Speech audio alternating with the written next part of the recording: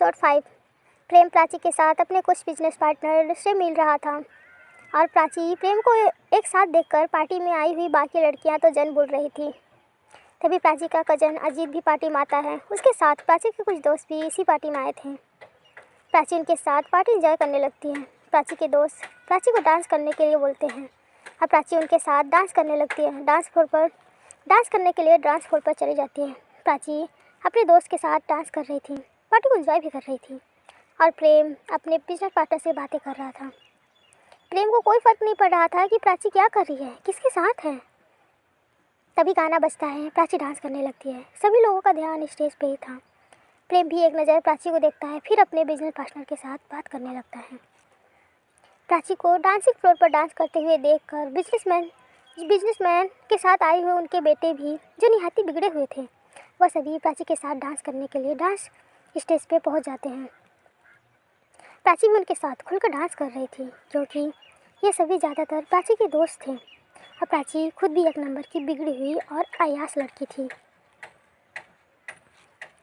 और पार्टी में खड़े दो लोग प्राची को देखकर आपस में बात करते हुए बोलते हैं, यार वैसे तो बॉस एक नंबर के पॉजिटिव इंसान है। अगर उनकी कोई चीज़ को कोई ज़रा सा भी हाथ लगाती है तो बॉस गुस्से में तिलमिला जाते हैं। यहाँ प्राची किसी और के साथ डांस कर रही है, वो भी इस तरह से चिपक कर। प्रेम सर को प्राची के लिए कभी बुरा नहीं लगता क्या? तभी दूसरा लड़का बोलता है, पता नहीं यार, सर को कहाँ से यह नक्चली बदतमीज़ लड़की पसंद आ गई। जी हाँ, इसमें से एक प्रेम का पर्सनल असिस्टेंट था, कुरार वर्मा, जिसकी हाइट 6 फीट, जिसका कलर चॉकलेटी है, काली आँखें, मस्कुलर बॉडी, 6 एप। कुल मिलाकर कुरार भी बहुत ही ज़्यादा हैंडसम था, लेकिन हमारे प्रेम से कम। प्रेम और कुरार दोनों बचपन के दोस्त हैं और जब प्रेम और कुरार मात्र 8 साल के थे तभी कुरार के पेरेंट्स की डेथ हो गई थी और कुरार का बिजनेस सारा का सारा उसके चाचा छीन लिया था, फिर सब कुछ बर्बाद कर दिया था। उसके बाद कुरार सिर्फ दर के दर ठोकरें खा रहा था, लेकिन तभी प्रेम ने कुरार को अपने साथ रख लिया और बचपन से लेकर अब तक कुरार प्रेम के साथ ही था और प्रेम का बहुत अच्छा दोस्त है। दूसरी तरफ था जियार खुराना, जिसकी हाइट 6 फुट 3 इंच है, चट्टान की तरह मस्कुलर बॉडी, जो एक ही हाथ में सामने वाले की पसलियाँ तोड़ने के लिए काफ़ी है। जियान ही बहुत ही ज़्यादा हैंडसम था, लेकिन उतना ही सख्त लौंडा था, जो लड़कियों को अपने आसपास भटकने भी नहीं देता था। यह था प्रेम का पर्सनल बॉडीगार्ड, जो प्रेम के एक इशारे पर सामने वाले को मौत के घाट उतार देता था।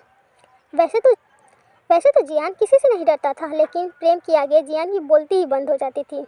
प्रेम अगर सिर्फ गुस्से से जियान को देख भी लेता था तो जियान की हवा ख़राब हो जाती थी। चलिए बढ़ते हैं कहानी की तरफ। जियान बोलता है, मुझे तो ये प्राची बिल्कुल अच्छी नहीं लगती, लेकिन मुझे ना कभी कभी अपनी लेडी बॉस के लिए बहुत ज़्यादा बुरा लगता है। 3 साल हो गए हैं, लेकिन आज तक प्रेम सर ने कभी भी मन्नत मैडम को आँख उठाकर नहीं देखा है। मन्नत मैडम को वैसे तो हम में से किसी नहीं देखा है, लेकिन हम जानते हैं मन्नत मैडम इस प्राची से तो कहीं गुना सुंदर होंगी। जिनका दिल इतना खूबसूरत है तो उनका रूप कितना सुंदर होगा। कुरार बोलता है, हाँ तुम सही कर रहे हो, मुझे भी ऐसा लगता है। प्रेम प्राची को कोई खास पसंद नहीं करता, मतलब कि पसंद करता है लेकिन प्यार नहीं करता, क्योंकि अगर प्रेम प्राची से प्यार करता तो प्राची को वहाँ जाने की इजाज़त दे देता, जो प्रेम की पर्सनल एरिया है, जहाँ पर सिवाय हम दोनों के कोई नहीं जा सकता। प्रेम ने आज तक प्राची को तो अपने कमरे में भी जाने की इजाज़त नहीं है। जय बोलता, हाँ सही बोल रहे हो। और ऐसे ही थोड़ी देर में पार्टी भी ख़त्म हो जाती है। सभी मेहमान जा चुके थे, परिवार के सभी लोग अपने कमरे में रेस्ट कर रहे थे। प्राची और प्रेम दोनों ही साथ में घर के अंदर आते हैं। प्रेम प्राची के कमर पे हाथ रखकर उसे अपने करीब खींच लेता है और फिर प्रेम प्राची को अपने होठों पर अपने होठ रख देता है और उसे सील कर देता है और बेतहाशा चुनने लगता है, जो मन्नत दरवाजे के पीछे छुप कर प्रेम और प्राची को देख रही थी। प्रेम की इस हरकत पर मन्नत का दिल फिर से हज़ारों टुकड़ों में टूट जाता है और फिर से मन्नत की आंखों में आंसू बहने लगते हैं और प्राची जो प्रेम को किस कर रही थी, अपनी तिरछी नज़रों से मन्नत के दरवाजे पे खड़े हुए देख रही थी। और तभी प्राची के चेहरे पर एक शैतानी मुस्कान आ जाती है और प्राची प्रेम के गर्दन में अपने हाथों को लपेटते हुए बहुत डीपली किस करने लगती है और फिर प्रेम और प्राची को किस करते हुए उस कमरे में ले जाती है, जो कमरा प्राची और प्रेम का था। प्रेम जब भी प्राची के साथ रोमांस करता तो इसी कमरे में करता और मन्नत यह बात बहुत अच्छे से जानती थी, क्योंकि मन्नत जब भी उस कमरे की साफ़ सफाई करती तो मन्नत का दिल ऐसा लगता जैसे खंजरों के बीच रखा हो। मन्नत अपनी आंखों के आंसुओं को साफ करते हुए अपने कमरे के अंदर चली जाती है और दरवाज़ा बंद कर देती है। मन्नत अपनी बालकनी में आकर चाँद को देखते हुए अपने जख्मी दिल को संभाल कर अपने भरे गले से बोलती है, मैं तबाह हूँ तेरे इश्क में, तुझे दूसरों का ख्याल है। मैं तबाह हूँ तेरे इश्क में, तुझे दूसरों का ख्याल है। कभी मेरे मसलों पे भी गौर कर, मेरी तो पूरी ज़िंदगी का सवाल है। फिर मन्नत अपने दिल के हाल को अपने शब्दों में पुरोकर गाना शुरू करती है। जिनके लिए हम रोते हैं, हो जिनके लिए हम रोते हैं, वो किसी और के बाहों में सोते हैं। जिनके लिए हम रोते हैं, वो किसी और के बाहों में सोते हैं। मन्नत की आवाज़ जैसे ही प्रेम के कानों में पड़ती है, मन्नत के जख्मी दिल की आवाज़ प्रेम को बेचैन कर देती है। प्रेम को बर्दाश्त नहीं होता और प्रेम बिस्तर से खड़ा हो जाता है और फिर अपनी शर्ट पहनकर कमरे से निकल जाता है। प्राची बस प्रेम को जाते हुए देखती रहती है। प्राची को मन्नत पर बहुत ज़्यादा गुस्सा आता है और प्राची गुस्से का घूंट पीकर रह जाती है। मन्नत दादाजी के फ़ोटो के सामने खड़े होकर अपनी आंखों के आंसू लिए अपने चेहरे पर एक दर्द भरी मुस्कान लेकर खड़ी होकर बस देख। प्रेम अपने कमरे में जाता है और अपने बिस्तर पर जाकर लेट जाता है। प्रेम को बहुत बेचैनी हो रही थी। प्रेम इधर उधर करवटें बदलता रहता है, लेकिन प्रेम को जब बर्दाश्त नहीं होता तो प्रेम बिस्तर से उठता है और सीधा बाथरूम में जाकर शावर के नीचे खड़ा हो जाता है। थोड़ी देर बाद में मन्नत अपने बिस्तर पर आकर लेट जाती है और नींद की आगोश में चली जाती है। लेकिन प्रेम की नींद तो जैसे कहीं गायब हो गई हो। प्रेम अपनी बालकनी में खड़ा होकर सिगरेट पी रहा था और चाँद को देख रहा था। अगली सुबह प्राची अपनी अलसाई आवाज़ से चिल्लाते हुए बोलती है, मेरी कॉफ़ी कहाँ है। एक नौकर प्राची के पास कॉफ़ी लेकर जा रहा था कि तभी अजीत भी उसी नौकर को बुला लेता है। अब नौकर परेशान सा खड़ा होकर देखता है कि पहले किसके पास जाए, क्योंकि अगर अजीत के पास नहीं गया तो थोड़ी देर में बहुत देर से गया तो अजीत उसे बहुत डांटेगा और प्राची के पास नहीं गया तो प्राची प्रेम से उसकी शिकायत कर देगी, फिर उसकी नौकरी भी जा सकती है। अब वो परेशान था किसके पास जाए, इसीलिए मन्नत उसके पास जाती है। उससे कॉफ़ी लेते हुए बोलती है, तुम अपना काम करो, प्राची को कॉफ़ी मैं दे दूँगी। सर्वेंट भी अपना गर्दन हिलाकर वहाँ से चला जाता है। प्राची जब मन्नत को अपने सामने कॉफ़ी लिए खड़ा देखती है तो उसके चेहरे पर एक शैतानी मुस्कुराहट आ जाती है। और वैसे भी प्राची को मन्नत से कल रात का बदला भी लेना था, क्योंकि उसकी वजह से प्रेम कल उसके करीब आते आते रह गया था। और वैसे भी जग में मन्नत और प्रेम की शादी हुई है, प्रेम बहुत कम ही प्राची के करीब आता है। प्राची अपनी असाई आवाज़ से मन्नत से बोलती है, थैंक यू मेरी कॉफ़ी ले आई। पता है मेरा पूरा शरीर टूट रहा है। ये प्रेम भी ना जब भी मेरे करीब आता है पूरा बदन में दर्द कर देता है। फिर प्राची अपने बेड पे बैठती है और मन्नत से कॉफ़ी लेते हुए कॉफ़ी पीते पीते मिरर के सामने जाकर खड़ी हो जाती है और अपनी गर्दन को देखते हुए प्राची मन्नत से बोलती है, ओहो देखो ना मन्नत, प्रेम ने क्या किया है गर्दन पर, और मेरी कॉलर बोन पर कितने सारे लव बाइट दिए हैं। अब फिर से मुझे इन्हें छुपाना पड़ेगा। ये प्रेम भी ना कितना ज़्यादा वायलेंट हो जाता है। मन्नत भी प्राची की चाल को अच्छे से समझ रही थी। मन्नत जानती थी कि प्राची जानबूझकर उसे यह सब दिखा रही है और बता रही है ताकि मन्नत को बुरा लगे। यह बात मन्नत अच्छे से जानती थी, लेकिन कहीं ना कहीं मन्नत को बुरा भी लग रहा था प्राची की ऐसी हालत देखकर और उसकी गर्दन और कंधे पर बने लव बाइट को देखकर। आखिरकार मन्नत जानती थी कि प्राची जो बोल रही है सच बोल रही है, लेकिन फिर भी मन्नत अपने दर्द को छुपाते हुए प्राची को जवाब देती है, वैसे तुम्हें पता है हमारे गांव में और लड़कियों को क्या बोला जाता है जो किसी और पति के साथ एक रात गुजारती हो? चरित्रहीन। वैसे और भी बहुत गंदे शब्द बोले जाते हैं उन औरतों को, लेकिन वो क्या है ना, मैं इतने गंदे शब्द अपनी जुबान पर लाकर अपनी जुबान को गंदी नहीं करना चाहती। और तुम्हें वैसे कोई फ़र्क नहीं पड़ेगा, क्योंकि तुम मन्नत इतना बोलकर अपनी बात को अधूरा छोड़ देती है। लेकिन मन्नत की बात सुनकर प्राची के तन बदन में आग लग जाती है। तुम कहना क्या चाहती हो? मैं कोई और? मन्नत प्राची की बात को बीच में काटते हुए बोलती है, अब तो ये मैंने नहीं कहा, लेकिन अगर तुम ही खुद ही इस बात को बोल रही हो तो मैं क्या कर सकती हूँ। प्राची गुस्से से भड़कते हुए बोलती है, मैं नहीं तुम हो, दोनों के तो हम, मैं नहीं तुम हो, हम दोनों के बीच आई हो। तुम एक नंबर की।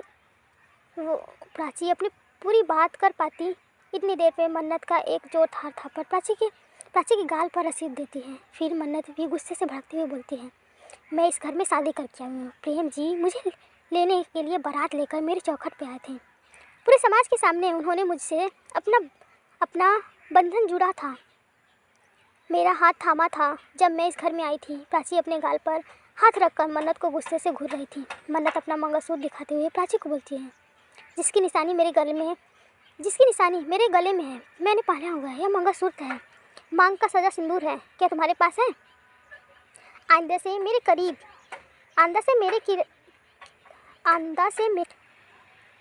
मुझ पर कभी उंगली मत उठाना। मैं तुम्हारी बकवास हमेशा सुन लेती हूँ। इसका मतलब यह नहीं है कि तुम जो बोलोगी मैं वो बर्दाश्त कर लूँगी। तुम मुझ पर हाथ उठाती हो तो मैं बर्दाश्त कर लेती हूँ, लेकिन मेरे ऊपर ऐसी लांछन या ऐसे उंगली उठाओगी तो मैं बर्दाश्त नहीं करूँगी। इतना बोलकर मन्नत कमरे से चली जाती है। मन्नत को जाता देख प्राची गुस्से में बोलती है, छी, बहुत घमंड है ना तुम्हें अपने मंगलसूत्र पर। आज मैंने तुम्हारा मंगलसूत्र न छीना तो मेरा नाम भी प्राची नहीं। प्राची बाथरूम में जाती है और तैयार होकर बाहर आती है। सभी लोग डाइनिंग एरिया पे बैठकर खाना खा रहे थे, लेकिन शोभा जी और पापा जी बाहर गए थे एक आश्रम में, जहाँ पर उन्होंने एक चैरिटी मीटिंग रखी हुई थी। इसीलिए सुबह ही अमरजीत जी और शोभा जी आश्रम चले गए थे। जब प्राची को यह बात पता चली कि तो उसके चेहरे की शैतानी मुस्कान और ज़्यादा गहरी हो गई। कुछ देर में प्रेम डाइनिंग टेबल पर आकर बैठ जाता है। इस वक्त डाइनिंग टेबल पर मंजू जी, प्राची, अजीत और प्रेम ही बैठे थे, क्योंकि अजीत भी पार्टी के बाद सिंघानिया विला में रुक गया था। प्राची और प्रेम दोनों एक साथ बैठे खाना खा रहे थे। तभी प्राची प्रेम के पास आकर बोलती है, डार्लिंग, मैं कल रात के लिए तुमसे बहुत नाराज़ हूँ। तुमने कल रात मुझे अधूरा छोड़ दिया था। प्रेम, सॉरी स्वीटहार्ट, कल रात मेरा मूड अच्छा नहीं था। प्राची, सिर्फ सॉरी बोलने से काम नहीं चलेगा, मुझे कुछ चाहिए। प्रेम, ओके, तुम मेरा क्रेडिट कार्ड ले जाना, तुम्हें जो खरीदना है तुम खरीद लेना। प्राची, मुझे तुम्हारा क्रेडिट कार्ड नहीं चाहिए, मुझे कुछ और चाहिए। प्रेम हैरान नज़रों से देखता है, फिर पूछता है, तुम्हें और क्या चाहिए? प्राची, जो मुझे चाहिए तुम दे पाओगे? प्रेम, ऐसी क्या चीज़ है दुनिया में जो प्रेम तुम्हें नहीं दे सकता? प्राची, अगर वह चीज़ खरीदी ना जाए तो वह तुम्हारी भी ना हो तो? प्रेम, वह चीज़ जिसके पास होगी मैं तुम्हारे लिए उससे छीन लूँगा। प्राची खुश होकर बोली, पक्का, प्रॉमिस? प्रेम, हाँ। मन्नत किचन में काम करते हुए प्रेम और प्राची की बातें सुन रही थी। प्राची, मुझे मन्नत का मंगलसूत्र चाहिए। यह बात सुनते ही मन्नत के हाथ से थाली छूट कर जमीन पर गिर जाती है। मन्नत की आंखों से आंसू भर जाते हैं। मन्नत के तो पैरों के नीचे किसी ने ज़मीन छीन ली हो, उसके सीने में किसी ने उसका दिल ही निकाल दिया हो। प्रेम, क्या तुम्हें मंगलसूत्र चाहिए, वो भी मन्नत का? पर तुम्हें मन्नत का मंगलसूत्र क्यों चाहिए? प्राची, बस ऐसे ही चाहिए। तुम्हारी हर चीज़ पर सिर्फ मेरा हक होना चाहिए। तुमने मुझसे वादा किया है, जुबान दी है, तुम अपनी जुबान से पलट नहीं सकते हो। प्रेम एक गहरी सांस लेता है, सिर्फ एक सर्वेंट को मन्नत को बुलाने को भेज देता है। सर्वेंट मन्नत के पास जाकर बोलता है, दीदी, आपको प्रेम सर बुलाए हैं। लेकिन मन्नत के कदम तो जैसे ज़मीन पे जम गए थे। मन्नत के कदम आगे बढ़ ही नहीं रहे थे। काफ़ी देर तक मन्नत के ना आने पर प्रेम गुस्से से उसके पास आ जाता है और चिल्लाते हुए मन्नत को बुलाता है, मन्नत। शादी के बाद आज प्रेम ने मन्नत को दूसरी बार उसके नाम से पुकारा था, लेकिन प्रेम की आवाज़ में इतना गुस्सा था कि मन्नत खड़े खड़े काँप जाती है। मन्नत धीरे धीरे कदमों से प्रेम के पास आ जाती है और प्रेम के पास आकर खड़ी हो जाती है। प्रेम मन्नत को बिना देखे ही बोलता है, अपना मंगलसूत्र दो। यह 3 शब्द सुनते ही मन्नत की आंखों से आंसू गिरने लगते हैं। मन्नत का दिल ऐसा लगता है जैसे किसी ने हजारों खंजरों से एक साथ उसके दिल पे उतार दिए हों। मन्नत एक हाथ में अपने मंगलसूत्र को अपने हाथ की मुट्ठी के बीच में लेती है। आसपास खड़े सभी नौकर दया भरी नज़रों से मन्नत को देख रहे थे। उन्हें भी मन्नत को देखकर बहुत बुरा लग रहा था। जब मन्नत को कोई जवाब नहीं देती, प्रेम एक नज़र मन्नत को देखता है, फिर बोलता है, तुम्हें सुनाई नहीं दिया? मैंने तुमसे क्या कहा? अपना मंगलसूत्र मुझे दो तो दो। मन्नत अपने कदम पीछे लेते हुए धीरे से बोलती है, नहीं, मैं अपना मंगलसूत्र नहीं दूंगी, नहीं दे सकती। तभी मंजू बोलती है, मुझे पता है प्रेम बेटा, ये अपना मंगलसूत्र नहीं दे सकती क्योंकि इसकी नीयत ही ख़राब है। आखिर कौन सी लड़की अपने गहने से पहला हुआ इतना महंगा मंगलसूत्र देगी? जिसकी औकात एक चांदी की चेन पहनने की ना हो, वो भला डायमंड का मंगलसूत्र कैसे अपने हाथों से दे सकती है? यह बात सुनकर प्रेम अपना फ़ोन निकालता है, किसी को फ़ोन करता है और उससे ठीक 2 मिनट बाद कुड़ार आता है और प्रेम के हाथों में 4 से 5 200 के नोट की गड्डी देता है।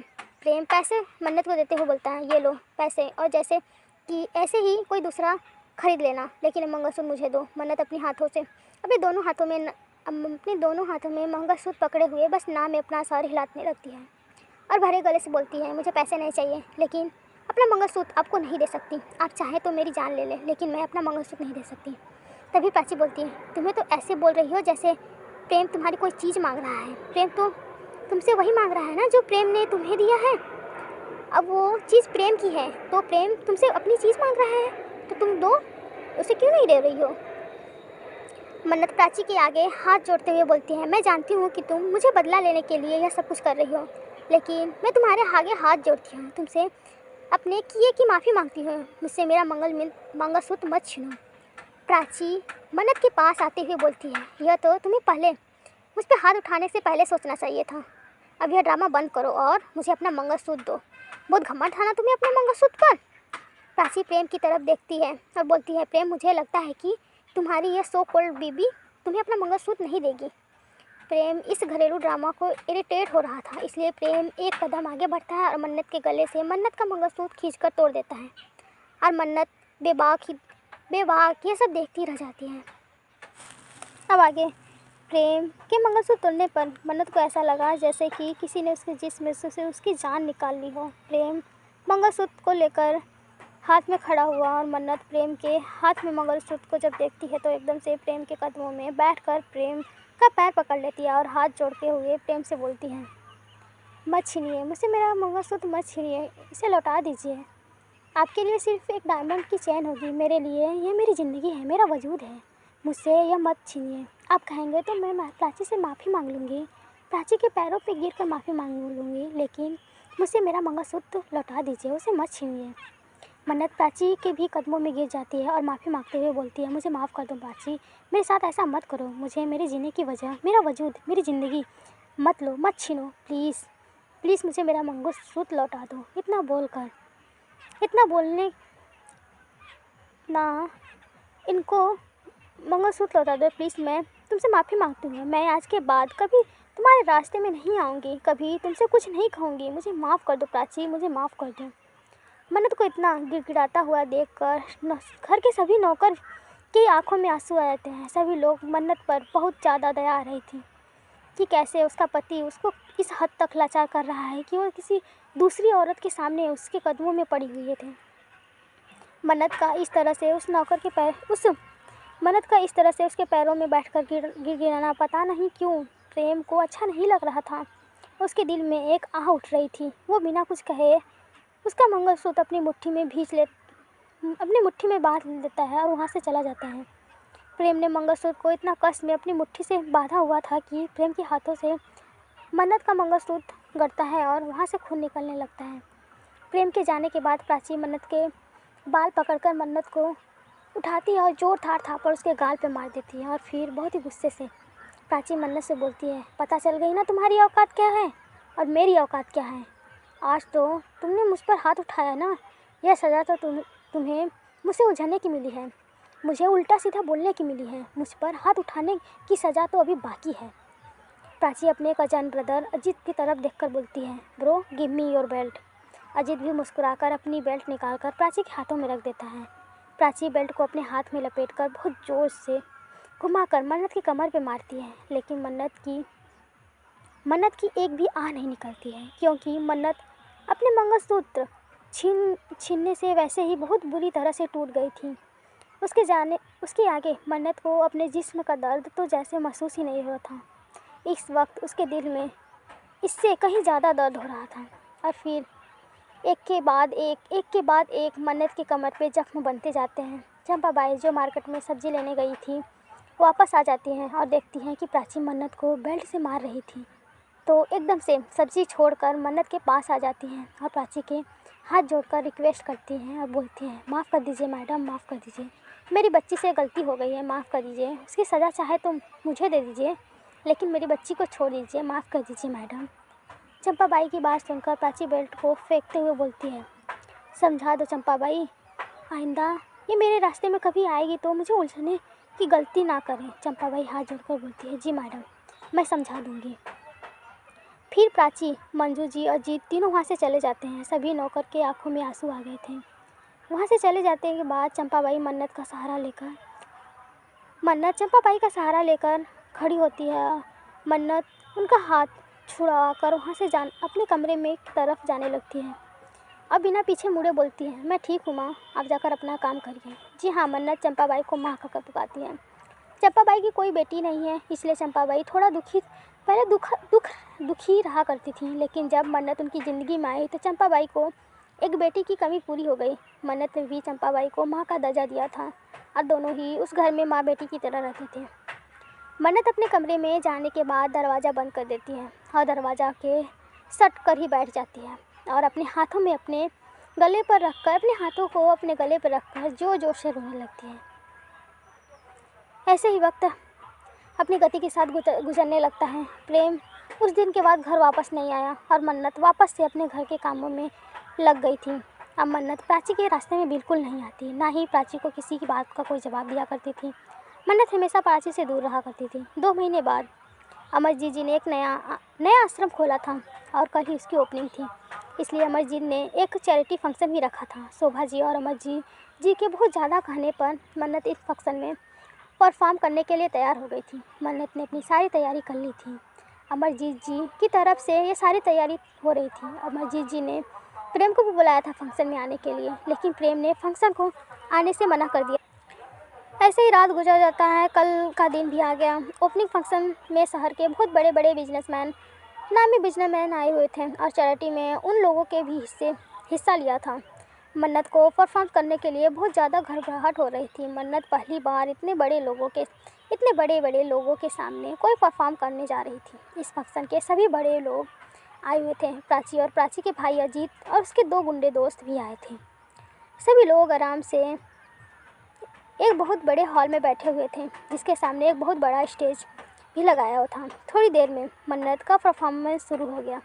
मन्नत ने एक लाइट पीच कलर का लहंगा पहना हुआ था, बालों की चोटी में जुड़ा किया हुआ था, हाथों में भरी चूड़ियाँ थीं, पैरों में भारी सी पायल, कमर में एक कमरबंद और अपने होठों तक घूंघट किया हुआ था, जिसमें सिर्फ मन्नत के होठ दिखाई दे रहे थे।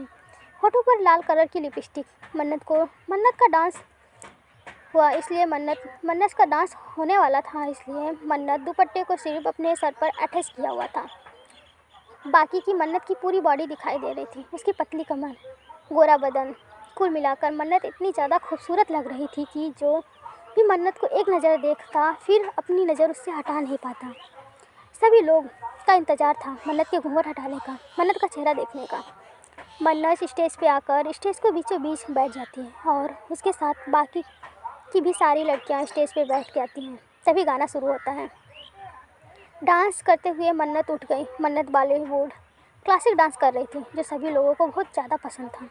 अब मन्नत अपना घूंघट थोड़ा सा ऊपर कर लेती है, जिससे मन्नत का चेहरा सभी लोगों को दिखाई दे जाता है और मन्नत का चेहरा देखकर सभी लोग उसकी खूबसूरती के पागल हो जाते हैं और कुछ बिगड़े हुए बिजनेसमैन की आंखों में मन्नत की देखकर उसकी हवस जाग उठती है। मन्नत को अपनी शादी, प्रेम का डिवोर्स पेपर देना, प्रेम का मन्नत पर हाथ उठाना, उसे घर से बाहर निकालना, उसका मंगलसूत्र छीनना, सब कुछ मन्नत को याद आ रहा था। मन्नत अपनी आंखों में आंसुओं को डांस करते हुए छुपा कर साफ करती है, लेकिन शोभा जी, अमरजीत जी नज़रों में मन्नत के आंसू छुप नहीं पाते। दोनों के दर्द को समझ गए थे। प्राची के कानों में अजीत की बात सुनाई देती है, ओ माय माय, मैंने इतनी खूबसूरत लड़की तो कभी नहीं देखी, इसकी जैसी खूबसूरत लड़की आज तक नहीं देखी। और दूसरी तरफ मन्नत अपने दिल हाल अपने शब्दों में जरिए बयान करती है, चलो जो भी हुआ, जो खूब हुआ, अब हर कोई महबूबा हुआ है सबके लिए ये रात मेरी, वो तो है यही औरत मेरी। मंगलसूत्र छीनने के बाद मन्नत को जैसे उसकी उम्मीद टूट गई थी। मन्नत की सारी उम्मीद छोड़ दिया था। मन्नत ने मान लिया था प्रेम उसका कभी नहीं होगा, प्रेम उसे कभी भी नहीं अपनाएगा। परफॉर्मेंस ख़त्म हो गया और फंक्शन में धीरे धीरे ख़त्म होने सभी लोग घर के लिए वापस निकल गए। एक गाड़ी में प्राची, अजीत और बाकी के सभी दोस्त बैठे हुए क्लब के लिए जा रहे थे। तभी अजीत का दोस्त उसे बोलता है, भाई क्या सच में प्रेम सिंघानिया ने आज तक अपनी वाइफ को नहीं देखा? भाई अगर इतनी खूबसूरत मेरी बीबी होती तो मैं तो कमरे से बाहर तक नहीं निकलता, इसे बिस्तर से उठने ना देता। और सभी दोस्त जोर जोर से हंसने लगते हैं। अजीत अपने दोस्तों से बोलता है, सच में यार प्रेम कितना बड़ा डफ्फर है, जिसकी इतनी खूबसूरत बीबी है, आज तक अपनी अपनी बीबी को नज़र उठाकर नहीं देखा। तभी प्राची बोलती है, क्योंकि मेरी खूबसूरती के आगे प्रेम को किसी की खूबसूरती नहीं दिखाई देती। अजीत प्राची का मजाक उड़ाते हुए बोलता है, गलतफहमी मोह बहन, जिस दिन प्रेम ने मन्नत का चेहरा देख लिया ना, मैं गारंटी से कहता हूँ वो तुम्हें नज़र उठाकर नहीं देखेगा। उसके बाद कितनी खूबसूरत उसकी बीबी है ना, उसके सामने तुम्हारी खूबसूरती 20% भी नहीं है। प्राची गुस्से में बोलती है, बकवास बंद करो। अपने प्रेम सिर्फ मेरा है और मेरा ही रहेगा। उसे छीनना उसे मुझसे कोई नहीं छीन सकता। प्रेम सिर्फ मेरा है और मैं उसे अपने आप से दूर कभी नहीं जाने दूंगी। प्राची भी गुस्से भरी टोन सुनकर सभी लोग चुप हो जाते हैं और चुपचाप गाड़ी में बैठे रहते हैं। हे गाइस, मेरी आवाज़ आप सबको थोड़ी सी इरिटेटिंग लग रही होगी, थोड़ा सा रुक रुक के बोलते हैं, पर हम अपनी पूरी कोशिश कर रहे हैं कि मेरी वॉइस से हो जाए। और धन्यवाद आप सब हमें इतना प्यार जो दे रहे हैं। अब आगे, लेकिन प्राची को भी मन्नत की खूबसूरती को देखकर डर ने जगह बना ली थी। प्राची को लगने लगा था कि अगर सच में प्रेम ने कभी मन्नत को देखा तो वो उसकी खूबसूरती में पागल होकर उसे छोड़ देगा। प्राची खुद से बोलती है, प्रेम को खूबसूरती पसंद है, लेकिन वह खूबसूरती नहीं जिसमें दाग लगा हो। मैंने मन्नत की खूबसूरती में ऐसे दाग लगाऊंगी कि मन्नत ज़िंदगी भर उस दाग को कभी मिटा नहीं सकती। और यह सब सोचते हुए प्राची के चेहरे पर एक खतरनाक स्माइल आ जाती है। अगली सुबह अमरजीत जी ने प्रेम को घर बुलाया था, क्योंकि अमरजीत जी प्रेम को आश्रम के बारे में कुछ ज़रूरी बातें करनी थी। प्रेम और अमरजीत जी डाइनिंग टेबल पर बैठकर बातें कर रहे थे। मन्नत को नहीं पता था कि प्रेम घर आ चुका था और डाइनिंग टेबल पर बैठा हुआ है। मन्नत प्रेम जी के लिए नाश्ता लेकर आ रही थी। फिर प्राची भी आ जाती है और प्राची जानबूझकर मन्नत की टांगों में अपनी टांग लड़ा देती है, जिससे मन्नत के हाथ का नाश्ता का सारा प्रेम के ऊपर गिर जाता है। और प्रेम गुस्से में तो जैसे 7वें आसमान पर पहुंच जाता है। प्रेम को इस बात का गुस्सा नहीं था कि उसके कपड़े ख़राब हो गए। प्रेम का गुस्सा इस बात का था कि जो फाइल प्रेम चेक कर रहा था वो बहुत इम्पॉर्टेंट फाइल थी और नाश्ता गिरने की वजह से वो फाइल ख़राब हो गई थी। प्रेम एकदम से खड़ा हो जाता है और पीछे पलटता है और मन्नत के चेहरे पर एक जोरदार थप्पड़ लगा देता है, जिससे मन्नत संभल नहीं पाती है और ज़मीन पर गिर जाती है। और यह सब देखकर प्राची के चेहरे पर एक खतरनाक स्माइल आ जाती है। लेकिन अमरजीत जी को बहुत बुरा लगता है और गुस्सा भी आ जाता है। अमरजीत जी गुस्से में चिल्लाते हैं, प्रेम ये क्या बदतमीजी है, तुम्हारे कुछ कपड़े भी तो ख़राब हुए हैं ना, इतनी बड़ी बात नहीं थी कि तुमने मेरी बेटी पर हाथ उठाया। प्रेम एक नज़र मन्नत को देता है, फिर अपने पापा को बिना कुछ कहे वहाँ से अपने कमरे की तरफ चला जाता है। अमरजीत जी पीछे से चिल्लाते रहते हैं, प्रेम हमारी बात तो सुनो, रुको प्रेम। लेकिन प्रेम किसी की नहीं सुनता और अमरजीत को भी बहुत ज़्यादा गुस्सा आ जाता है। चंपाबाई मन्नत को सहारा देकर उठाती है तो अमरजीत जी मन्नत से पूछते हैं, क्या तुम ठीक हो बेटा? मन्नत अपना सर हाँ में हिलाती है और गिरने की वजह से मन्नत की कोहनी पे चोट लग गई थी, इसलिए मन्नत सीधा अपने कमरे में चल जाती है। मन्नत की आंखों में आंसू थे, मन्नत के गाल पर उंगली के निशान थे। प्रेम वापस से घर से चला जाता है। शोभा जी कुछ दिनों के लिए अपने बेटे के पास लंदन आई हुई थी। अमरजीत जी अपने दोस्त की बेटी की शादी में जाने वाले थे। अमरजीत जी मन्नत को भी बोलते हैं अपने साथ चलने के लिए, लेकिन मन्नत मना कर देती है। काश इस रात मन्नत अमरजीत के साथ चली जाती तो शायद इतनी भयानक रात उसकी ज़िंदगी में नहीं आती। रात का समय सभी नौकर अपना काम करके अपने सर्वेंट क्वार्टर में चले गए थे और मन्नत अपना सारा काम ख़त्म करके अपने कमरे की तरफ जा ही रही थी। तभी मन्नत को कुछ आहट सुनाई देती है। मन्नत पीछे पलट कर देखती है तो प्राची अपने चेहरे पर एक शैतानी स्माइल लिए हुए, उसी के साथ उसके पीछे उसका कजन भाई अजीत और उसके 2 गुंडे दोस्त भी खड़े थे, जो कि मन्नत को उसके ऊपर से नीचे तक अपनी हवस भरी नज़रों से देख रहे थे। आज मन्नत ने एक सिंपल येलो साड़ी पहनी हुई थी, जिससे मन्नत का बहुत ज़्यादा खूबसूरत लग रही थी। रात का समय था, कोई घर पे नहीं था, इसलिए मन्नत ने घूंघट नहीं ओढ़ा हुआ था। मन्नत का खूबसूरत सा चेहरा उन लोगों के सामने था। मन्नत बहुत ही ज़्यादा प्यारी और खूबसूरत लग रही थी। मन्नत के कानों में छोटे छोटे बाली, मन्नत की मांग में प्रेम के नाम का सिंदूर, गला खाली था। मन्नत ने अपने बालों की चोटी बनाई हुई थी और आँखों में गहरा काजल, होठों पे हल्की सी पिंक कलर की लिपस्टिक। लिप बाम लगाए रखा था। मन्नत की यह सादगी भी घर ढा रही थी। मन्नत उन लोगों को देखकर जल्दी से अपना घूंघट ओढ़ने लगती है, लेकिन तभी अजीत अपनी गंदी आवाज़ में बोलता है, चेहरा छुपाकर क्या कर लोगी, आज तो तुम्हारे पूरे कपड़े उतारने वाले हैं। आखिर इस खूबसूरत बदन को किसके लिए छिपा कर रखा है? उस प्रेम के लिए? अरे वो तो तुम्हें एक नज़र भी उठाकर नहीं देखता। तभी अजीत का एक दोस्त बोलता है, कोई बात नहीं यार, ना देखने के लिए कोई बात नहीं यार, हम तो है ना देखने के लिए। इतना बोलकर सभी लोग जोर जोर से हंसने लगते हैं। तभी अजीत का दूसरा दोस्त बोलता है, वैसे एक बात बताओ, क्या आज तक तुमने किसी के साथ सेक्स नहीं किया? तभी प्राची बोलती है, अरे गांव में एक सिंपल सीधी सादी लड़की है, इसके यहाँ पर ना शादी से पहले सेक्स नहीं किया जाता है। सेक्स इनके लिए पाप होता है, पता? पाप तो इनका मतलब पाप तो इसका मतलब यही हुआ ना कि ये अभी तक वर्जन है। तभी अजीत बोलता है, इसका मतलब कि मन्नत अभी तक कच्ची कुंवारी लड़की है। अजीत का दोस्त, अरे वाह, यानी आज रात तो मज़ा आ जाएगा। दूसरा दोस्त, अगर तुम हमारे साथ दोगी तो तुम भी बहुत ज़्यादा मज़ा लोगी, अगर नहीं दोगी तो बहुत दर्द होगा तुम्हें। इतना बोलकर सभी लोग हंसने लगे, लेकिन मन्नत की तो हालत ख़राब हो चुकी थी। उन सभी की बात सुनकर मन्नत को बहुत ज़्यादा डर लग रहा था।